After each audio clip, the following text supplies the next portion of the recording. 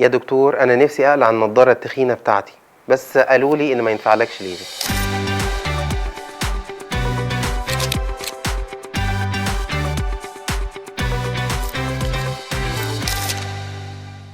حقيقي ده ممكن يحصل، ولو انت بتلبس نظارة تخينة عشان قصر النظر كتير وكنت عايز تعمل ليزك، بس المقاسات بتاعتك اكبر كتير من معامل امان ان احنا نعالجها على مستوى القرنية، لسه في امل كبير قوي ان انت تستغنى عن النظارة وتشوف كويس جدا. لو انت اقل من 40 سنة بنزرع عدسة كولومر داخل العين ورا قزحية قدام عدسة العين مع الحفاظ تماما عليها، ده لان عدسة العين الطبيعية قيمة وما ينفعش ان احنا نفقدها قبل سن 40 سنة. عدسات الاي سي ال هي عدسات فريدة من نوعها ورائعة، بتدي نظر ممتاز للمريض بعد زراعتها، بس اولا لازم نطمن على العين، ضغط العين، حجم الخزانة الامامية، طبوغرافيا قرنية، ونطمن كمان على الشبكية. ولو كل ده سليم العملية بنعملها في حوالي 4 أو 5 دقايق، بعدها بتقدر تستمتع بنظرك الرائع من غير اي نظارة.